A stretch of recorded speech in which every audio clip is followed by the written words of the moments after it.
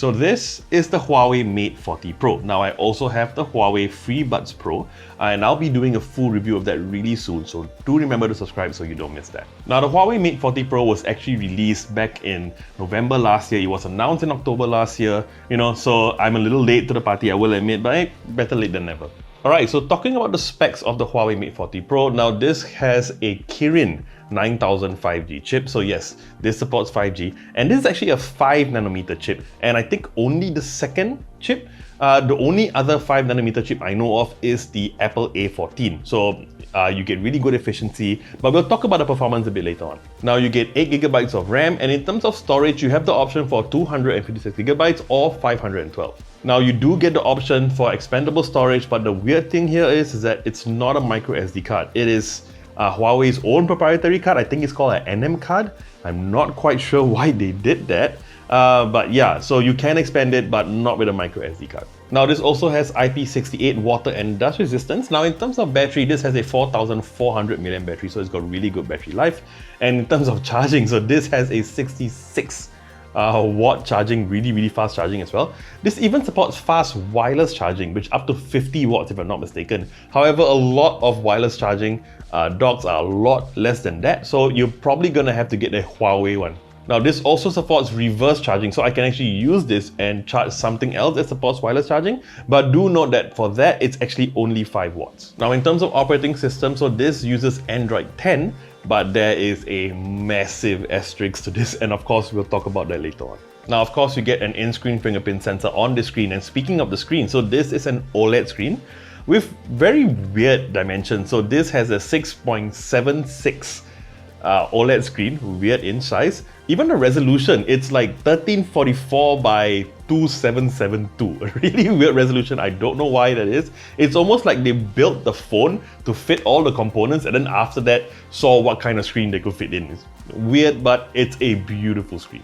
Now the screen also has a refresh rate of 90Hz and also supports HDR10, and it shows, right? When you're watching videos on this, it is absolutely fantastic. The colors are crisp, the contrast ratio is fantastic, but of course it will be because it's an OLED screen.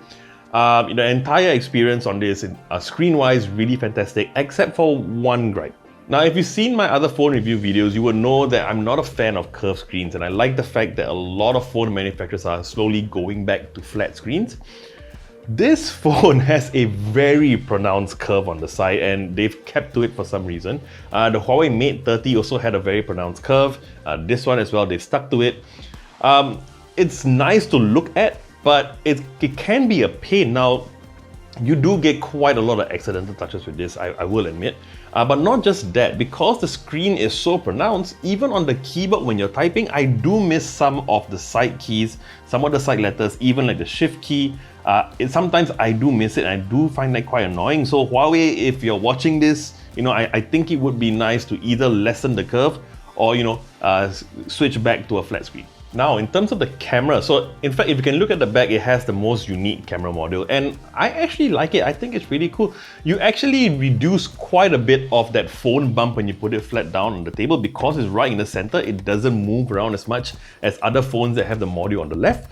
But anyway, talking about the module, so it's a triple camera setup, alright? So you have a whopping 50 megapixel main camera, and it shows, we'll talk about that later, a 20 megapixel ultra wide, and a 12 megapixel telephoto lens. And in the front, it looks like you have dual lenses, but not exactly. You actually get a 13 megapixel selfie camera, but next to it, you get a 3D depth sensor. Now the camera on this phone, if I were to sum it up in one word, it would be fantastic.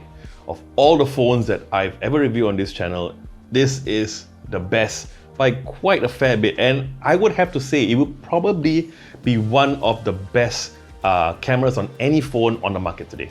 I mean, not just stills, like the videos are fantastic as well, but we'll talk about the still photos first now. Like I said, they are incredible, they are really sharp.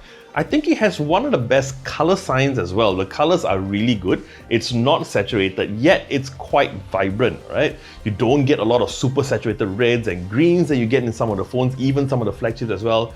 They look absolutely fantastic. It's got really good uniformity between the main lens and the ultra wide as well, which I really like. Now to test the camera out, I went to the Resorts World Sea Aquarium with my wife and her sister.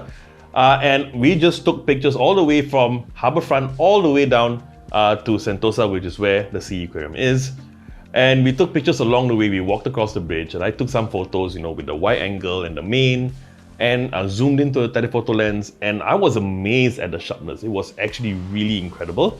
But I also took some videos while walking across, and it has image stabilization actually on all three lenses. So whether you use the main, the ultra wide or the telephoto, the image stabilization is on, and it's also one of the best that I've ever tested out. It is so smooth.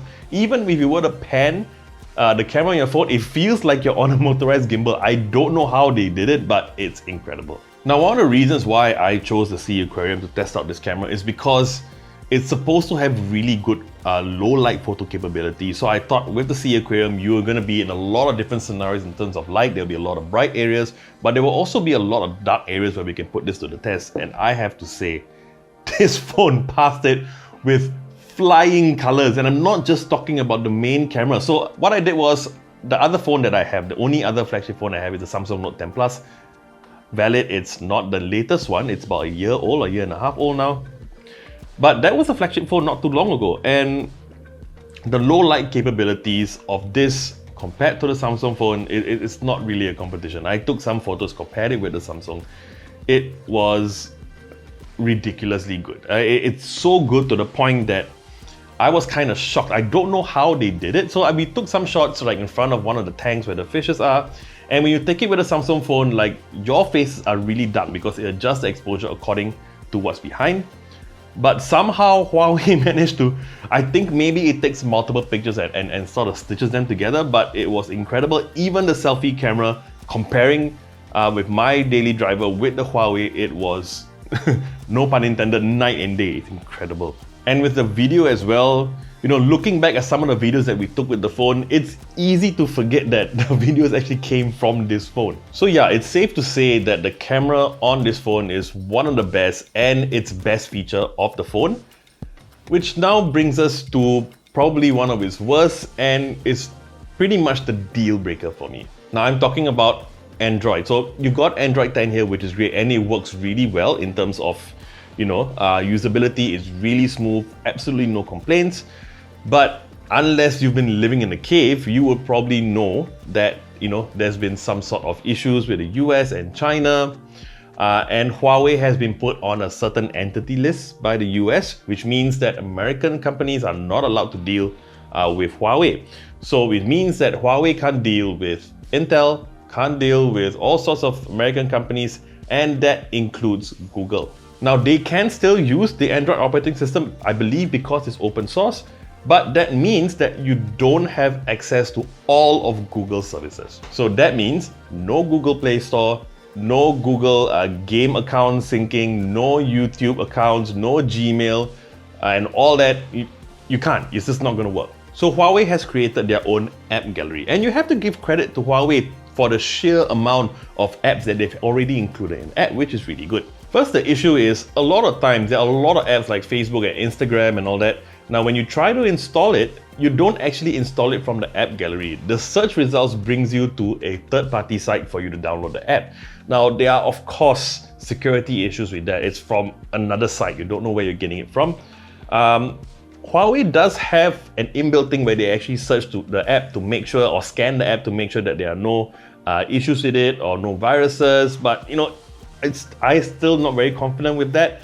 But that's not the only issue. Now, there are quite a fair bit of ads on the Huawei app gallery, which I'm not a fan of. And it's not just the ads in the app gallery. Now, when you switch on the Huawei Mate 40 Pro for the first time, after you're done configuring everything, you realize that suddenly, why do you have so many icons on your screen? But no, they are folders with apps that you can download. So they're basically putting it there and asking you to download it, which is another form of advertising. And I don't like the fact that my screen is already populated with a ton of different apps. So yeah, it's a very hard sell, and I'm really not a fan of that. Now, having said that, I can imagine there'll be quite a fair bit number of people who wouldn't have integrated into the whole Google ecosystem that much, and it wouldn't bother them. Then again, there are a lot of people who are, myself included, especially people like me who are YouTubers, and I need access to Google services. It's just not going to fly not having them on my phone. So let's talk about the price. So the Huawei Mate 40 Pro in Singapore with the 256GB storage comes in at $1,598, basically $1,600. So this is where it gets tricky. On hardware alone, I would say that easily, when you compare to the current prices of flagship phones nowadays, this is definitely worth that money. It is a fantastically built phone. The camera easily one of the best, if not the best on any Android phone.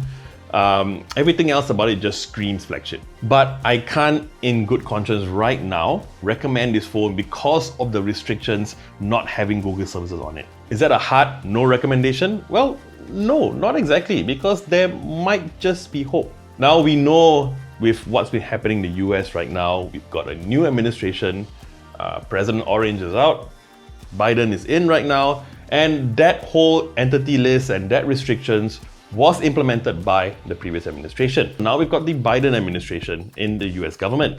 So there is a chance, we don't know yet, there is a chance that they might reverse it, they might do away with that whole restriction. And if that happens and Huawei actually gets Google services on this phone, then it would be a very easy recommendation from me. So for me, the Huawei Mate 40 Pro is a real shame. It's sort of like having a Ferrari, having a fantastic car, and then not being allowed to drive it on public roads, and then you're gonna have to build your own roads. It's just not going to be easy for you. And I do hope that Huawei does get Google services on it, because once that is here, this would easily be one of the best Android phones on the market.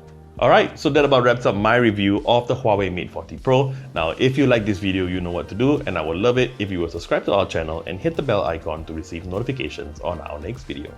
I'm JP, and I'll see you real soon.